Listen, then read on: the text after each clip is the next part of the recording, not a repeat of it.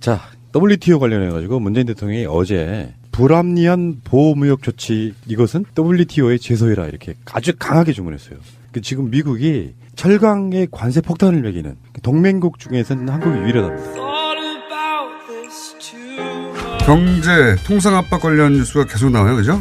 네, 워낙 큰 이슈이기도 한데요. 미국 쪽에서 또 몰아붙이고도 있습니다. 몰아붙이고 있고, 근데 이제 이런 통상 압력이 나온 이유를 두고 결국은 미국 내 올해 11월 달에 중간선거가 있거든요. 트럼프 대통령이 이 선거에서 지금 큰일 나거든요. 네, 그렇습니다. 하원 의원 전원과 상원 의원 3분의 1을 선출하게 되는 자리라서요. 앞으로의 대선 국면에서도 굉장히 중요한 선거입니다.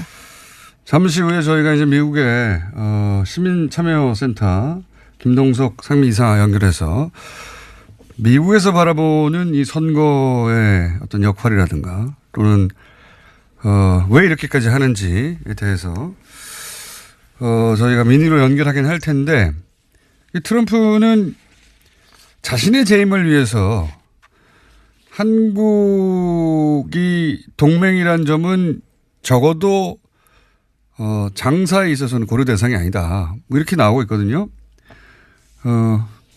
그러니까 저는 이렇게 봅니다. 우리 보수는 한미 동맹이 있는데 어떻게 저쪽에서 저런 요구를 한다고 세게 나갈 수가 있냐 이거 아니에요. 근데 트럼프는 거꾸로 해요. 한미 동맹이 필요하다는 걸 우리 보수가 여기 목을 맨다는 걸 너무 잘 아니까 어차피 세게 나가도 반발하지 못할 거다. 역이용하는 거죠. 네, 협상에선 자기 속내를 완전히 드러내지 않는 게 제일 중요한데요. 그런 식으로 아주 약한 우리 약점이라고 생각하는 거는요. 우리는 한미동맹 때문에 저쪽에서 무리한 요구를 해도 받아줘야 된다는 식의 인식을 보수가 하는 거고 바로 그 점을 정확하게 이용하는 거죠. 한미동맹인데 저쪽은 뭐 자기들끼리 동맹이라고 물렁물렁하게 나올 테니까 그걸 이용해서 세게 나가자. 우리 보수는 동맹 이야기하면 역시 동맹이니까 무리하게 요구하지 말아야지 하고 트럼프가 물러서 주기라도 할 것처럼 그럽니까? 아예 동맹 아니라는데 본인의 입으로 유치원생들도 아니고 동네에서 서로 경쟁하는 가게들끼리도 이렇게 안 해요. 이런 태도는 형님은 우리를 그냥 드십시오.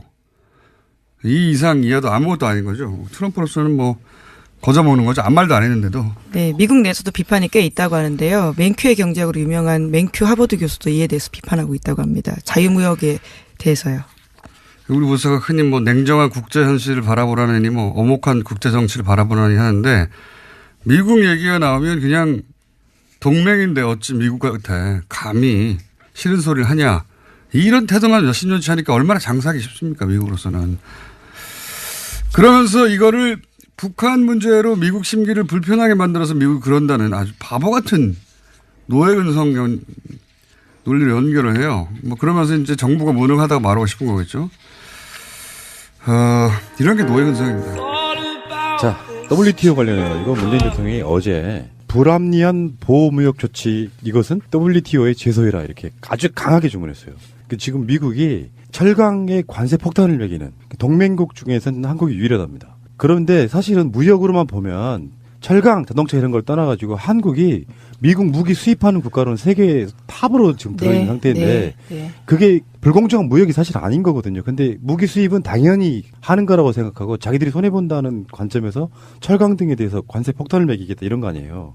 그러니까 문재인 대통령 입장에서는 군사 동맹은 동맹이고 무역은 무역이다. 강하게 지금 푸시해라 이렇게 이야기를 했거든요. 그거는 주권 국가의 대통령으로서 지금 미국이 자기들이 세계 최강국이라고 얘기하면서 이런 식으로 스스로 보호무역주의를 강화하면 세계 경제 질서가 어떻게 됩니까? 그리고 사실 미국과 철강 관련하여 수입하고 수출하는 나라 중에 우리나라가 그런 무역 역조가 1위냐? 이것도 아닙니다. 일본하고 독일이 더 역조가 심해요. 미국 입장에서.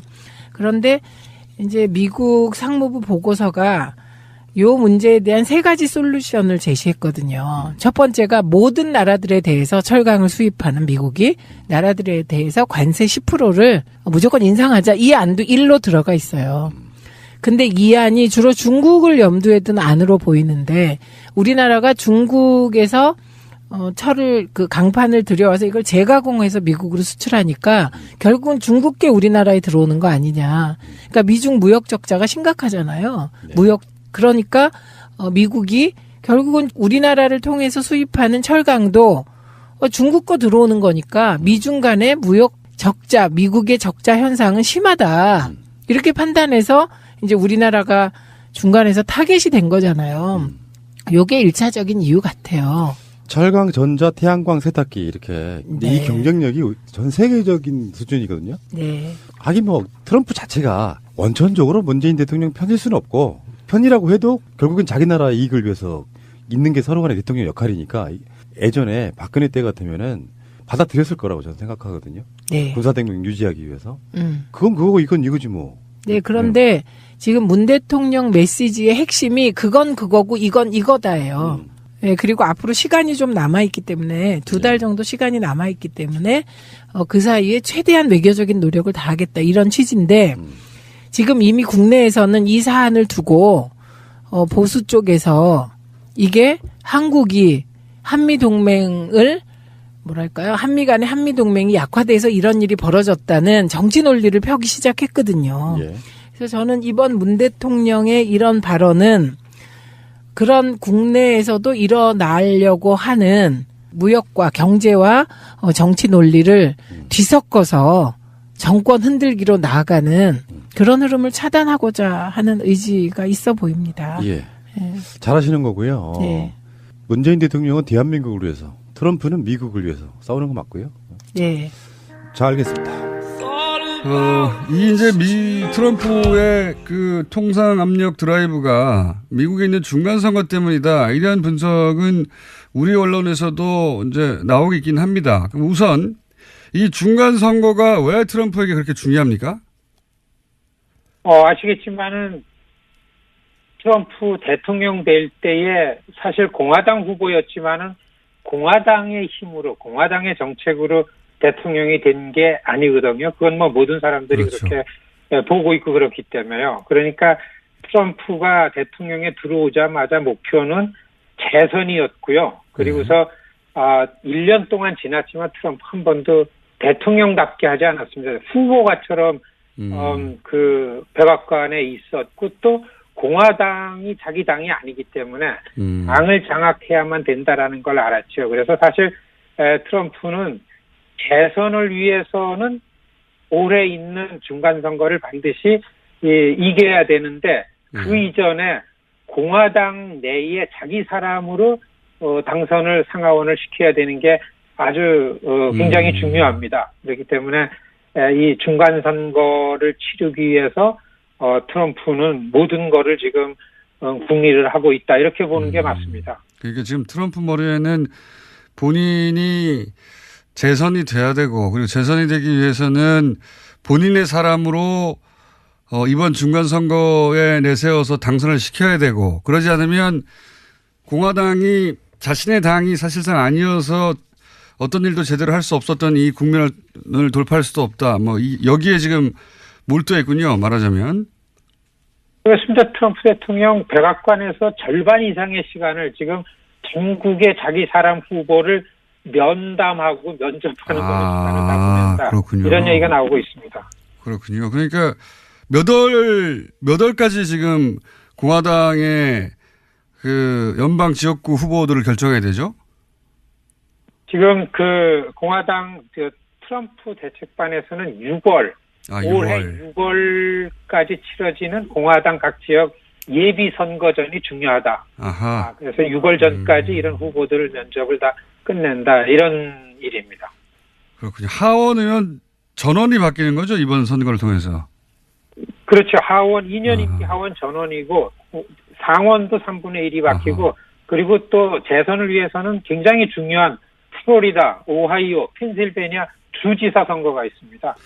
트럼프한테는 뭐 굉장히 중요하죠. 그러면은 그 백악관 차원에서 이런 선거 대책반이 꾸려져 있습니까? 지난 11월 말 지난해 진작부터 선거 치르고 나서 정치 전략국 뭐 이런 선거 캠페인인 걸 국으로 만들었습니다. 빌 스테피언이라는 아주 영악스러운 그 캠페인 전문가를 국장으로 임명해서 일주일에 한 번씩 대통령이 이 사람하고 독대를 하면서 보고를 받습니다. 그렇군요. 지난 11월에 이미 만들어졌고 그리고 올해 6월까지는 공화당 후보로 자기 사람이 예비 선거에서 이기도록 만들어야 되고 그래서 매주 독대에 가면 이 대책반을 굴리고 있다. 뭐 이런 상황이군요. 이런 건 제대로 보도가 안 돼서 저희가 잘 몰랐는데. 근데 만약에 트럼프가 이 중간 선거가 자기 뜻대로 안 됐다. 그러면 어떻게 되길래 이렇게까지 신경을 쓰고 있는 겁니까?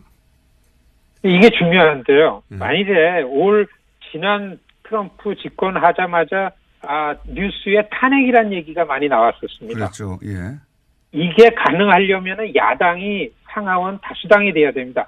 한국은 탄핵의 결정을 헌법재판소가 하지만 예. 미국은 의회에서 하게 됩니다. 그렇죠. 하원에서 통과되면 상원에서 결정을 하는데 이게 야당이 아니라 여당이 다 다수당이기 때문에 만일에 민주당인 야당이 다수당이었으면 이거를 결행하는 시작을 했을 겁니다.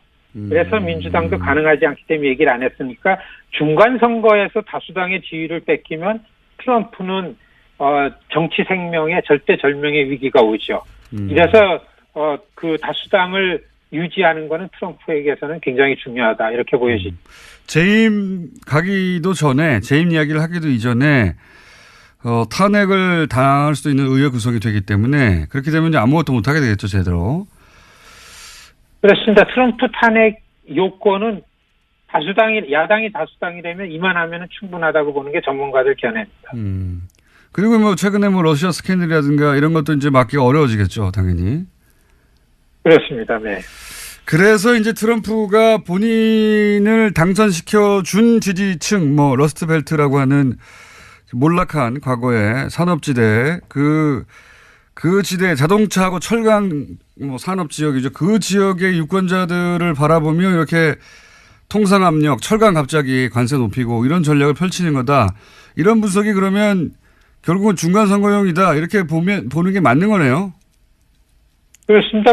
그 러스트벨트의 백인 노동자 저소득층들 예. 상식적으로 보면 민주당 지지자들 같지만은 지난 선거를 통해서 절대 그렇지 않다라는 거를 트럼프가 본 거죠. 예.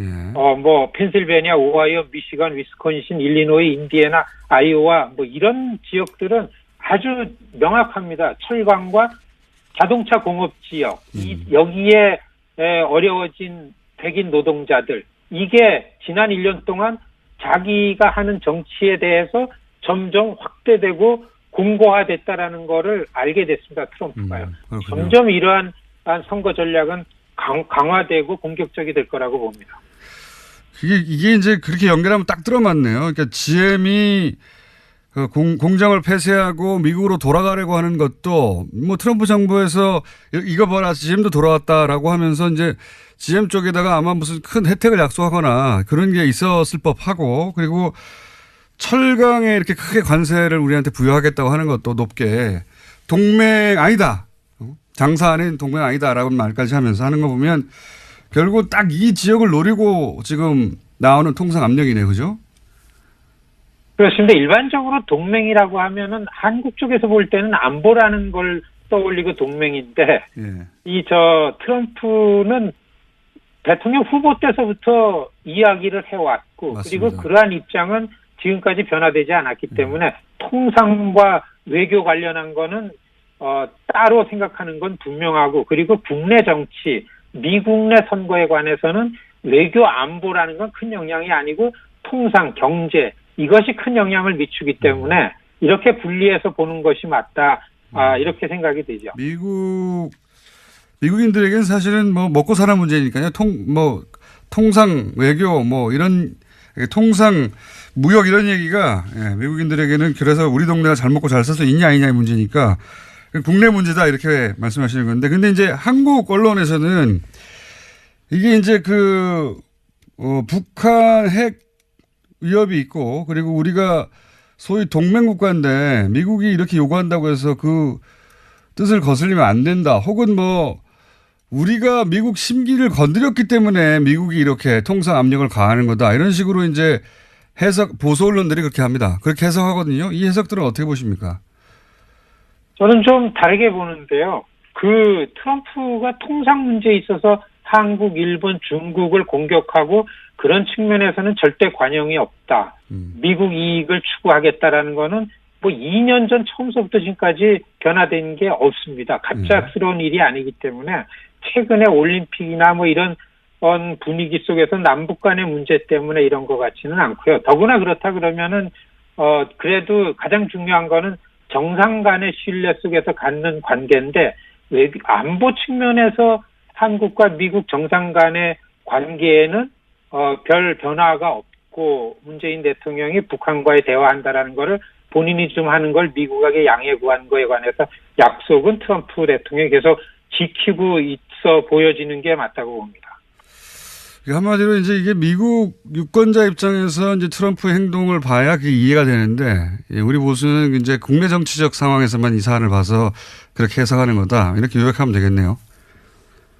그렇습니다. 미국의 권력 흐름은 미국의 눈으로, 미국의 시민, 유권자 눈으로 보는 것이 정확하게 보고 전망할 수 있다.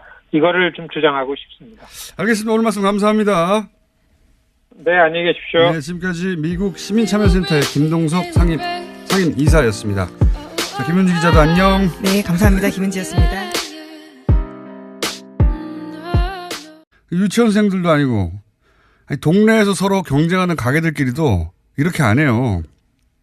이런 태도는 형님은 우리를 그냥 드십시오. 이 이상 이하도 아무것도 아닌 거죠. 트럼프로서는 뭐 거저먹는 거죠. 아무 말도 안 했는데도. 네, 미국 내에서도 비판이 꽤 있다고 하는데요. 맨큐의 경제학으로 유명한 맨큐 하버드 교수도 이에 대해서 비판하고 있다고 합니다. 자유무역에 대해서요. 우리 보수가 흔히 뭐 냉정한 국제 현실을 바라보라느니 뭐 엄혹한 국제 정치를 바라보라니 하는데, 미국 얘기가 나오면 그냥 동맹인데 어찌 미국한테 감히 싫은 소리를 하냐. 이런 태도만 몇십 년치 하니까 얼마나 장사하기 쉽습니까, 미국으로서는. 그러면서 이거를 북한 문제로 미국 심기를 불편하게 만들어서 미국이 그런다는 아주 바보 같은 노예근성 논리를 연결을 해요. 뭐 그러면서 이제 정부가 무능하다고 말하고 싶은 거겠죠. 이런 게 노예근성입니다. 자, WTO 관련해가지고 문재인 대통령이 어제 불합리한 보호무역 조치, 이것은 WTO의 제소해라, 이렇게 아주 강하게 주문했어요. 지금 미국이 철강에 관세 폭탄을 매기는 동맹국 중에 중국을 염두에 둔 안으로 보이는데, 우리나라가 중국에서 철을 강판을 들여와서 이걸 재가공해서 미국으로 수출하니까 결국은 중국계 우리나라에 들어오는 거 아니냐. 그러니까 미중 무역 적자가 심각하잖아요. 네. 그러니까 미국이 결국은 우리나라를 통해서 수입하는 철강도 중국 거 들어오는 거니까 미중 간의 무역 적자, 미국의 적자 현상은 심하다. 이렇게 판단해서 이제 우리나라가 중간에서 타겟이 된 거잖아요. 요게 1차적인 이유 같아요. 철강, 전자, 태양광, 세탁기, 이렇게. 네. 이 경쟁력이 전 세계적인 수준이거든요. 네. 하긴 뭐 트럼프 자체가 원천적으로 문재인 대통령 편일 수는 없고, 편이라고 해도 결국은 자기 나라 이익을 위해서 있는 게 서로 간의 대통령 역할이니까, 예전에 박근혜 때 같으면은 받아들였을 거라고 저는 생각하거든요. 네. 군사동맹 유지하기 위해서. 그건 그거고 이건 이거지 뭐. 네, 그런데 지금 문 대통령 메시지의 핵심이 그건 그거고 이건 이거다예요. 네, 그리고 앞으로 시간이 좀 남아있기 때문에 2달 정도 시간이 남아있기 때문에 그 사이에 최대한 외교적인 노력을 다하겠다, 이런 취지인데 지금 자, WTO 관련해가지고 문재인 대통령이 어제 불합리한 보호무역 조치, 이것은 WTO의 제소해라, 이렇게 아주 강하게 주문했어요. 지금 미국이 철강에 관세 폭탄을 매기는 동맹국 중에서는 한국이 유일하답니다. 경제, 통상 압박 관련 뉴스가 계속 나와요, 그죠? 네, 워낙 큰 이슈이기도 한데요. 미국 쪽에서 또 몰아붙이고도 있습니다. 몰아붙이고 있고, 근데 이제 이런 통상 압력이 나온 이유를 두고 결국은 미국 내 올해 11월 달에 중간선거가 있거든요. 트럼프 대통령이 이 선거에서 지금 큰일 나거든요. 네, 그렇습니다. 하원 의원 전원과 상원 의원 3분의 1을 선출하게 되는 자리라서요. 앞으로의 대선 국면에서도 굉장히 중요한 선거입니다. 잠시 후에 저희가 이제 미국의 시민참여센터 김동석 상임이사 연결해서 미국에서 바라보는 이 선거의 어떤 역할이라든가 또는 왜 이렇게까지 하는지에 대해서 저희가 민의로 연결하긴 할 텐데, 이 트럼프는 자신의 재임을 위해서 한국이 동맹이란 점은 적어도 장사에 있어서는 고려 대상이 아니다. 뭐 이렇게 나오고 있거든요. 그러니까 저는 이렇게 봅니다. 우리 보수는 한미 동맹이 있는데 어떻게 저쪽에서 저런 요구를 한다고 세게 나갈 수가 있냐 이거 아니에요. 근데 트럼프는 거꾸로 해요. 한미 동맹이 필요하다는 걸 우리 보수가 여기 목을 맨다는 걸 너무 잘 아니까 어차피 세게 나가도 예, 반발하지 못할 거다. 역이용하는 거죠. 네, 협상에선 자기 속내를 완전히 드러내지 않는 게 제일 중요한데요. 그런 식으로 아주 카드가 약한 예. 우리 약점이라고 생각하는 거는요. 우리는 한미 동맹 때문에 저쪽에서 무리한 요구를 해도 받아줘야 된다는 식의 인식을 보수가 하는 거고 바로 그 점을 정확하게 이용하는 거죠. 예. 한미 동맹인데 저쪽은 뭐 자기들끼리 동맹이라고 물렁물렁하게 나올 테니까 그걸 이용해서 세게 나가자. 예. 우리 보수는 동맹 얘기하면 역시 동맹이니까 무리하게 요구하지 말아야지 하고 트럼프가 물러서 주기라도 할 것처럼 그럽니까? 아예 동맹 아니라는데 본인의 입으로. 일단 한국이 유일하답니다. 그런데 사실은 무역으로만 보면 철강, 자동차 이런 걸 떠나가지고 한국이 미국 무기 수입하는 국가로는 세계 탑으로 지금 들어있는 상태인데 그게 불공정한 무역이 사실 아닌 거거든요. 근데 무기 수입은 당연히 하는 거라고 생각하고 자기들이 손해본다는 관점에서 철강 등에 대해서 관세 폭탄을 매기겠다 이런 거 아니에요. 그러니까 문재인 대통령 입장에서는 군사 동맹은 동맹이고 무역은 무역이다. 강하게 지금 푸시해라 이렇게 이야기를 했거든요. 그거는 주권 국가의 대통령으로서 지금 미국이 자기들이 세계 최강국이라고 얘기하면서 이런 식으로 스스로 보호무역주의를 강화하면 세계 경제 질서가 어떻게 됩니까?